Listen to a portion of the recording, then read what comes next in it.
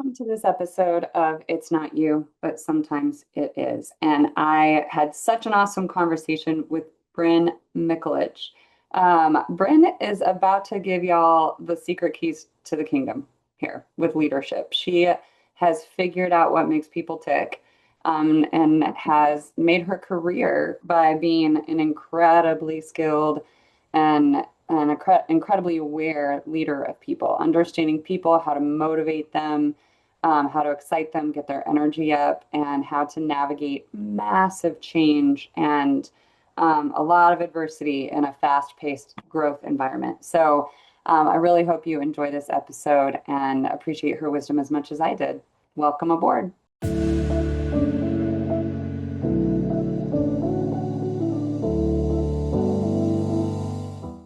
Welcome to this episode of It's Not You, but Sometimes It Is, where I get to have really fun conversations with incredibly skilled and awesome people in C-suite roles, usually in tough settings, growing companies. And today I am absolutely thrilled to be able to have this conversation with Brynn Michelich. Brynn, you are the COO of Jellyvision, which Yeah. I will let you explain because I did not think the name of the company matched what you actually did. Right. It's a You are fun not the story. first person to tell us that. Yeah. And you have had a very long career in kind of senior leadership roles, Yeah. always in charge of kind of support operations administration, getting other people to be able to do what they do better. Yeah. And a manager of people for a very long time, Yeah. and worked your way up to being in a super exciting role right now. So Yeah. thank you so much for being here with Thanks us. for having me. So can you give us a minute background on what is jellyfish or jellyvision and what do you actually do there? Yeah, absolutely. So Jellyvision, you're right. The name does not necessarily clearly map to what we do. So Jellyvision started actually 25 years ago as a film and education company, which then evolved into a video game company, which evolved into basically an agency where we helped companies explain complicated topics to their customers or their employees, depending on what the project was. And then it evolved into where we are today. We have an award-winning product called Alex that specifically helps people understand, choose, and use their benefits that they're provided from their employer. So medical, dental, vision, HSA, retirement, all of those things that people are provided from their employer. Alex can help them understand what is available to them, and then based on their situation, what they should be enrolling in, and then how to use it as the year goes on. So we have a whole history of taking complicated things and making them less complicated for people. And we really found great opportunity when we created Alex about 15 years ago to really help a very specific part of the market with a really, really important decision set that they have to make. Yeah. And those decisions that I made when I was 22 are like, these are hundreds of thousands of dollars later in your Absolutely. career of how you think about investing, how you think about healthcare, Yeah. understanding all that. And if you don't understand it early, I remember being totally overwhelmed by that. So Yeah. it Yeah. sounds like your company has always had that kind of educational, Absolutely. yeah, figuring out how to create things that people can engage in and get something out of. Yeah. Um, so what was your path to your role? Yeah, it's a great question. So, there's always this expression like, what do you think it is? Is your success talent or is it luck? And I feel like incredibly confident that my answer is it's both. I had the opportunity to start with Jellyvision. Actually, it was 18 years ago as a project manager. So I was very young in my career. I knew I was good at managing projects and keeping things on time and on budget and working well with clients because I had had several experiences prior to that in client services and client management. So Jellyvision was a startup at the time, and I was hired in as a project manager to manage our client projects. And the very first project that I managed was what became the pilot that eventually became Alex. So I kind of came in and helped our dev teams, our creative teams build what now is essentially the medical component of our product. So my trajectory really is based on that because one of my coworkers says I'm really good at grabbing the gray. That's her expression, and that's what I've done, right? So I started as sort of managing the projects, and then as we got some product market fit, it really evolved into managing our entire customer implementation arm and figuring out how to have deploy this out to multiple different customers, which then evolved into really managing business operations and saying, okay, everything from, how we are structuring our product releases through like what granola bars we have in the kitchen. And so depending on what, phase of Jellyvision we've been in, I have really been managing that. And then now today I manage all of our business operations, which includes our own HR function, our program management and making sure that we're getting things done that we need to get done, and then a lot of executive management. I think my title, you really could consider it chief of staff or COO, because I do a lot of management with our president, with our CEO, and our entire executive team to keep things moving. Cool. So, you as a company, y'all have had to reinvent yourselves multiple times. And I Yeah, think there's a lot of executives out there relating to that right now with AI, right? yeah, And not just having to tweak some stuff, but literally reinvent themselves around hmm that. So, yeah. we all know that humans love change, right? Do we? Is that what we say? So I'm sure you have seen people freaking out, bucking Mhm. against, resisting all kinds of behaviors associated with that change. And Yeah, y'all have had to do massive talent transformations, big talent decisions yeah, there. yeah, So what, like, I can imagine that that was unexpectedly difficult, right? yeah, Like, yeah, ooh, never thought people would do this. Can you give yeah. us an example of the people side during that change? What happened? How did you overcome it? Yeah. We thank you for saying that, it seems like we've reinvented ourselves a few times because we really have. And I think for me, the most critical pivot that we made is going from being a company that did one-off agency style projects. So you would be working with this client for 3 or 4 months on this topic, and then you would move on and move with this client for 3 or 4 months on this topic, to pivoting into being a product company where we said, okay, we've decided this is the thing that we're doing. And now instead of focusing on what this customer wants and this customer needs, and then what this customer wants and this customer needs, we're going to focus on, we're going to make the decisions and we're all going to work on the same thing all the time. So Mhm. from a people perspective, it was hard because we definitely had folks that were like, no, no, no, I like this like change of new projects every couple of months, Right. working on different problems to solve.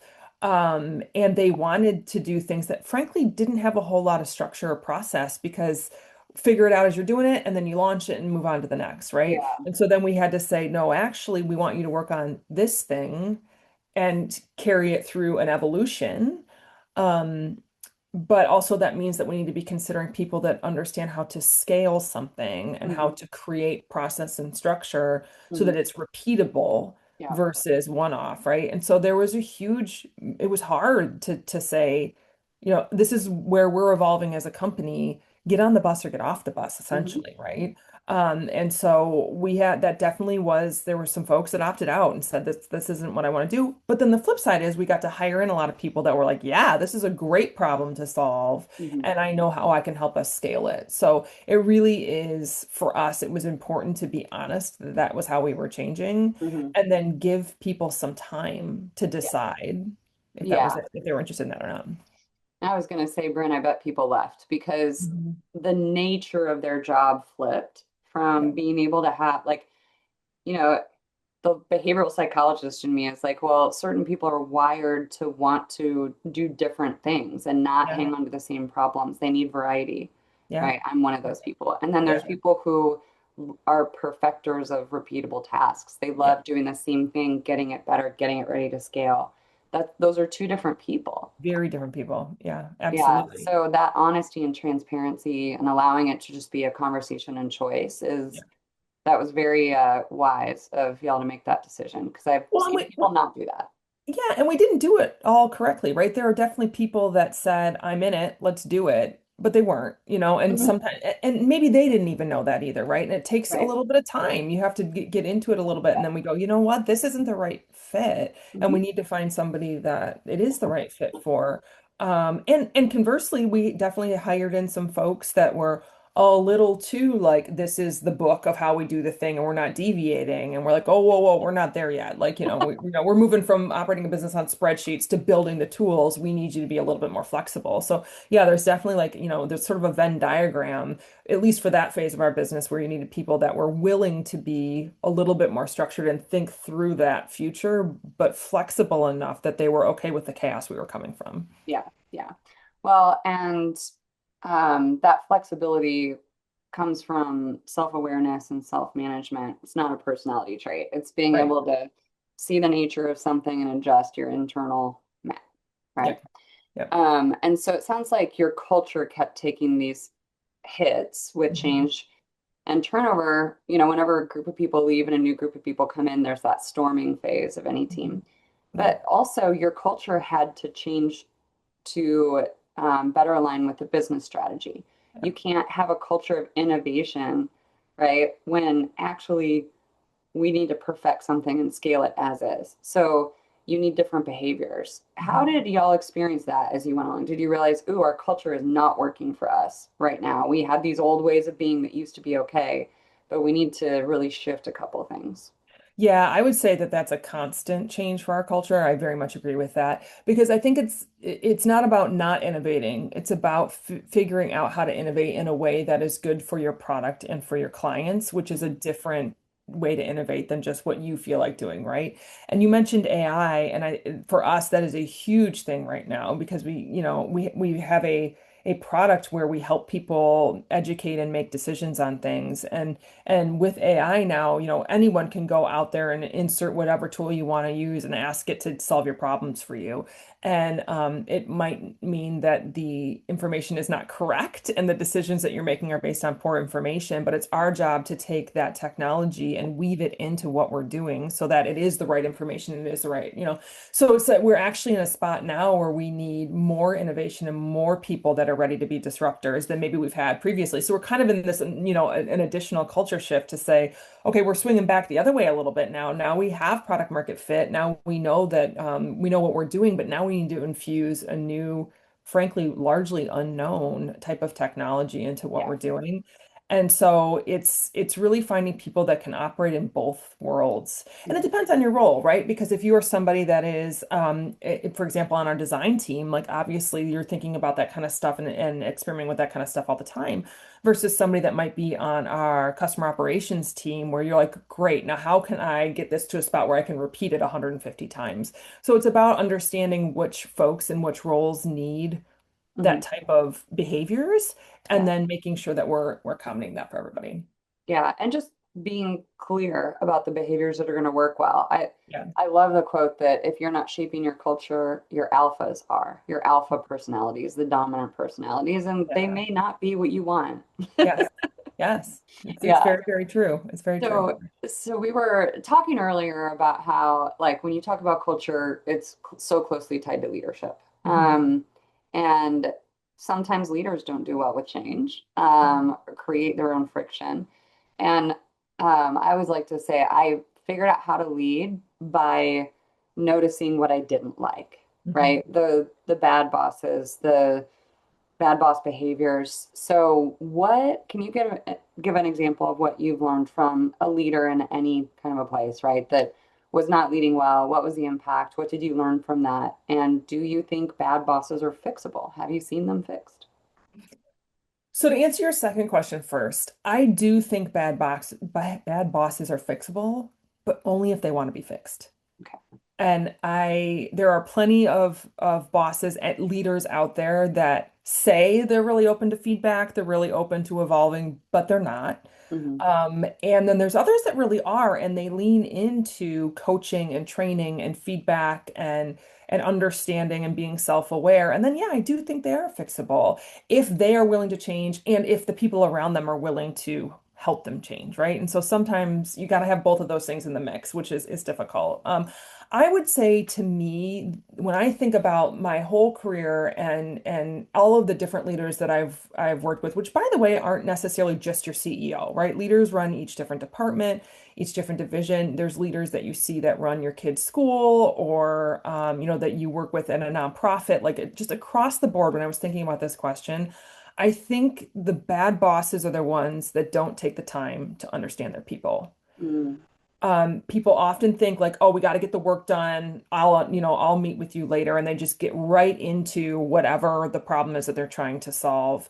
yeah. And for me, slowing down to go fast is really important when it relates to your employees. You Mm, have to recognize the talent that you have. mm, You have to assume positive intent on whatever they're doing and then figure out how to unlock their potential. And I know that there's a lot of leaders out there that roll their eyes at that because it takes time and it's something that like doesn't have an immediate ROI, right? You're not going to ship the thing faster. You're not going to hit the market demand that you want to hit faster when you're spending time understanding how people work.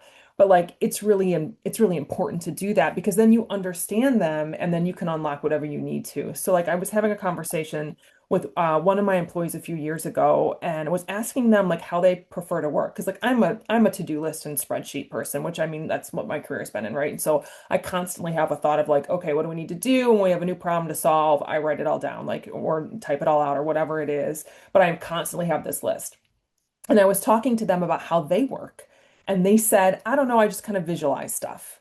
And I just keep it in my head and I can see it. So when you tell me we need to do stuff, I just sort of see it in my head. And I thought, you don't write it down. Like you don't have a list? That's wild. And they don't. They work yeah. much better with Yeah. conversations. So whenever I think through, okay, we need to work on this particular thing, I literally call them or I jump on a Zoom or Mhm. whatever and we talk it through. And then they're absolutely great at being like, got it, and they do the whole thing. But Mhm. like if I was to send a like, here, add all of your stuff into this dump on a Trello board or whatever it is, that wouldn't be very effective with them. And so you Mhm. have to take the time to kind of understand that with people and Yeah. understand why they're motivated to do their job, because it allows you to be much more effective at assessing their talent level. And maybe they're a rock star, or maybe they're not, especially if Mhm. you're a new leader and you're trying to figure that out. But you can only answer that question if you know how they work and what Right. they're doing. So to me, leaders that fail are ones that don't take the time to figure that out.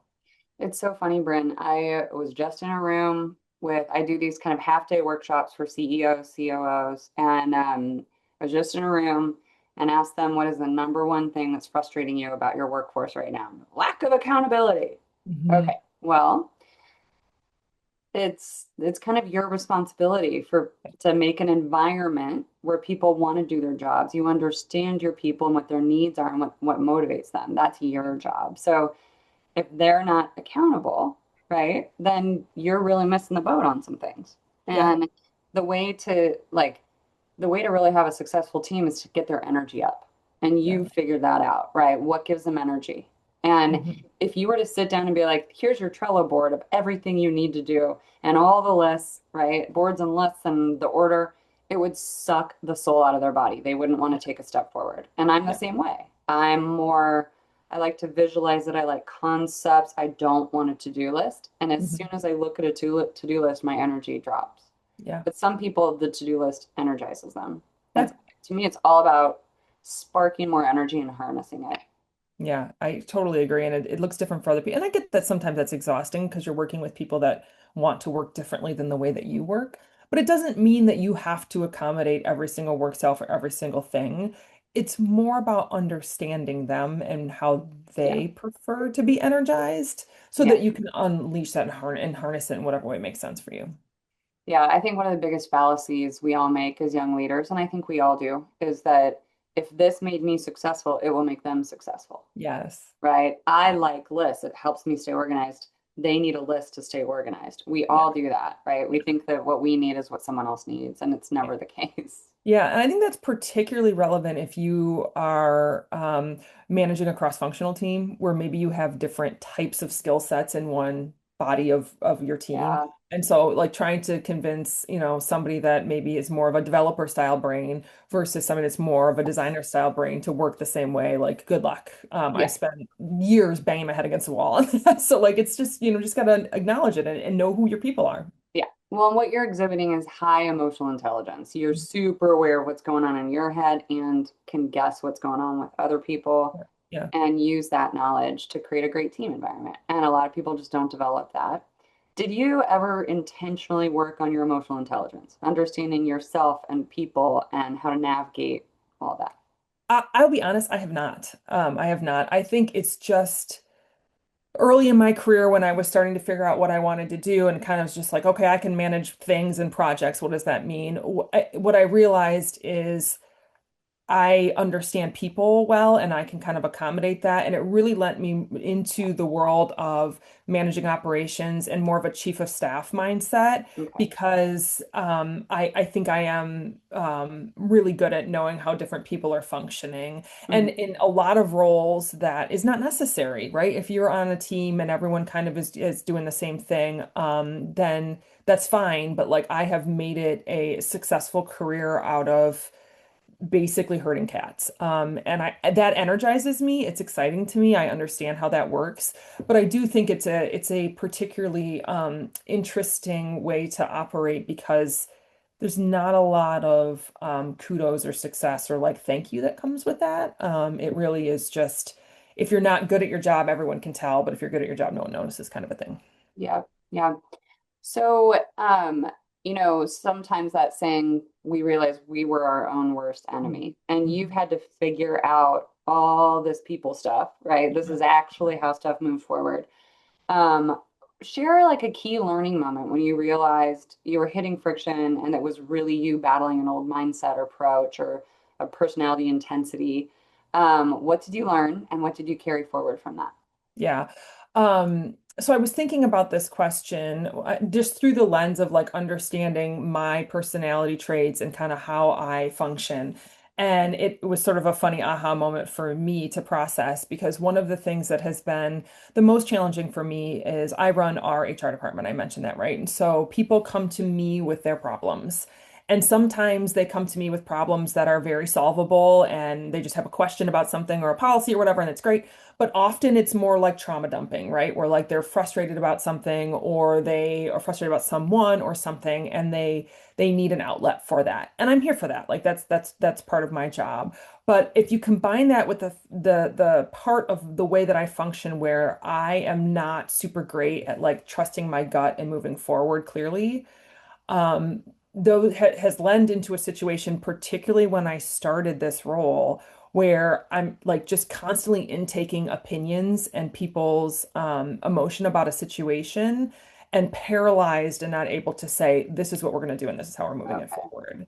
Right. And so I think I have at times listened to too much feedback and catered too much to what everyone wants and what everyone needs and felt like I needed to kind of accommodate all of that, even though I knew the right answer or I knew what we needed to do to move forward. And it took me a while to figure out like, oh, people can tell you whatever they want to tell you, and that can, of course, is helpful. But like at some point you have to, if you're going to be leading in the trenches, you have to like be like, this is what we're doing and trust yourself and move forward. Yeah, yeah. I liken it to being the pilot on the plane. If you're on a plane and we hit turbulence, you don't want the pilot to stand up and look back at everyone and go, I'm thinking about doing this. What do you guys think? Yeah, But that's absolutely. also like the best strategy in most situations of leadership is to Yeah. gain buy-in, get people's ideas, empower them, let them solve problems. Yeah. And so sometimes we have to have discernment about when do Mhm. I just need to be the pilot right now. Yeah. Um, Yeah. And I think it's difficult too, depending on what your role is and what the topic is that you're struggling with, because everyone thinks that they know how to run HR, right? Everyone is a person and has relationships with other people. So everyone assumes they know how to do it, right? Versus like if you are running some super specific data science department, I'm like, I don't know, I can't do that. And so I trust your expertise. And there are a lot of roles where like your expertise isn't necessarily trusted because someone can say like, well, Claude told me to do this. And you're like, okay. Like that kind of stuff, so you have to sort of like balance that and be like, I understand what you're saying, but also I'm going to lean on what I know to be the right way to do this based on my experience, and we're going to move forward, which is the pilot mentality, right? Like, hi, I know how to fly a plane. I'm trained in it, so I'm going to fly the plane. Yeah, yeah. So looking forward to the future, which may be hard for Jellyvision right now, but it seems like y'all are on a great path.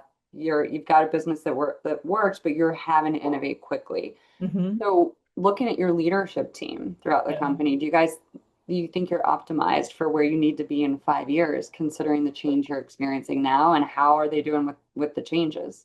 Yeah. The answer to that is yes. And the reason for that is through the evolution of our company, we kind of started, as this small startup, and it was like everybody figure it out. Like just whatever you're doing, you're a generalist and figure it out.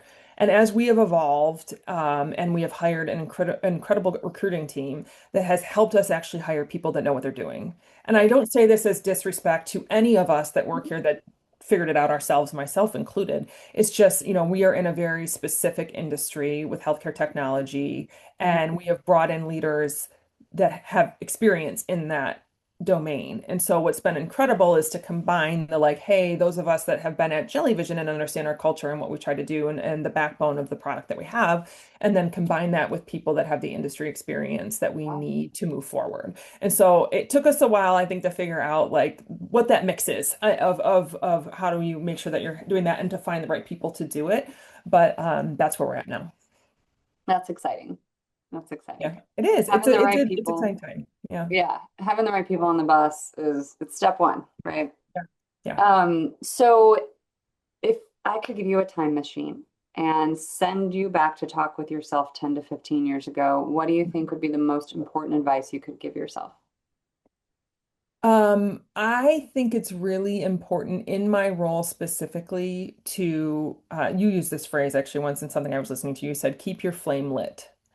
And I look at that as both professionally, like how can you continue to evolve and grow and do the things that you need to do, but also personally, because when I look at myself and I know that my trend is towards hesitancy and more like consensus driving, and I think part of that is not having the internal confidence to make the decisions and do the things quickly. And Mhm. so keeping you get your love at home, that kind of expression, right? So making sure that I'm feeling that I know what I'm doing and that I am growing constantly Mhm. is something that I think is really hard in the day to day, right? You get wrapped up in like what you actually need to do for your job and maybe some of those things you don't think about as much. And so as I have grown, I've realized that's a very, very important component is figuring out what passions you have and what support you need and making sure you're nurturing that along the way. Nice. Yeah, I think a lot of us just grit it out. We just put our head down and Yeah. we're like, I'm gonna figure this out. I'm just gonna work my butt off and pray I don't make a mistake. And we don't Yeah. ask for mentorship or Yeah. coaching. We don't think what excites me and how can I foster that? How can I make sure I have balance at home that feeds me? Yeah. Yeah. Yeah, and it's part of our culture. It's pervasive, and It is. it's kind of a damaging message. Yeah, and I actually have a sticky note that sits on my desk that says, "What are the wins?" Because I was talking with somebody on my team a few weeks ago, and she said sometimes it's really hard to find the wins in your day, and so it sits there and reminds me that like you do need to be thinking about that all the time, and you need to be thinking about as a leader how to motivate your team to be doing that so that their flame stays lit, so that they feel like they're doing the things that they need to do, and everyone can move forward. Brandon, I hope that our audience is taking in all the wisdom you're putting out there because what you're saying is so critical and so kind of under recognized for leading a high performing company. So I can tell you've been in the trenches and come out with a lot of wisdom. So thank you so much for being here and having this great conversation, sharing all of that with all of our listeners. Absolutely. Thank you so much for having me, Meg. It's been a blast.